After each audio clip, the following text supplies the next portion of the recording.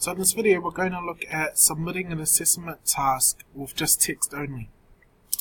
So I'm going to show you, this is what an assignment icon looks like. So using this assessment icon, what this one will do is it won't allow you to submit a file, just to only insert text. Now if you see down here, it'll show submission status. So this will tell me this is my very first attempt. My status is currently in draft, which means I've started on it but I haven't submitted it. It's not yet graded. It's due soon, and this is how much time I have remaining before I can submit it. And more importantly, this is what I'll be graded on. So I'll need to meet all of these criteria in order to pass this assessment. Now, normally here it will say add submission, but because I've already started in it, it says edit submission. So if I click into edit submission, you'll notice when I scroll down, there's only an option to insert online text.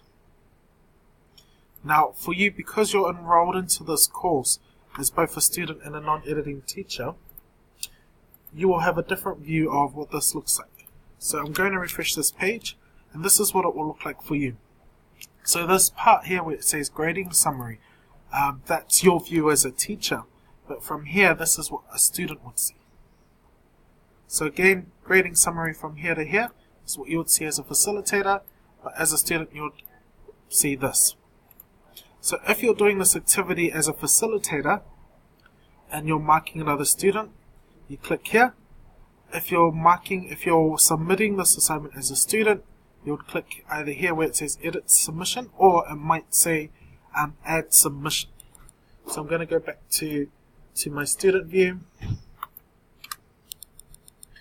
and then we're going to go to edit submission and answer the question here.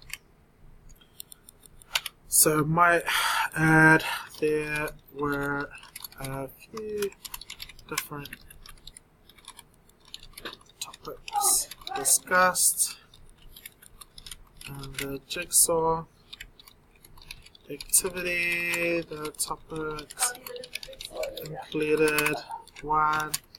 Quizzes, assignments, text, rubrics. And so this answer alone will probably be a fail, but we're just going to submit it to show you what it looks like. So when you click on save, what it does is it saves it. So if I'm a student, I'm not ready or happy with that yet, I can just save it and walk away, log in another day, and it'll still be here ready for me to submit. Once I'm confident with it though, so let's say I've decided to log out, come back in, this will still be here and I can click on edit submission and save it for another time. Otherwise, if I'm confident, I can click here and submit the assignment. Now when I click on submit, you'll notice here that there's a student declaration. If I tick on that box, I'm declaring that this work is my own. And continue. And what you'll notice when I scroll down, the status will change to submitted for grading.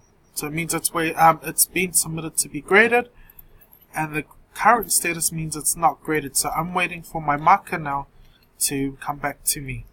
Now as a student, if I want to review, this part here says online text, so this shows what I've submitted.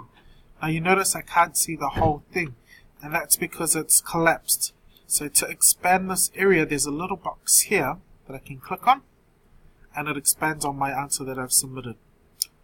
Now if I have any comments that I might need to add, maybe my comment here might be, oops, I didn't finish my answer, can you reopen?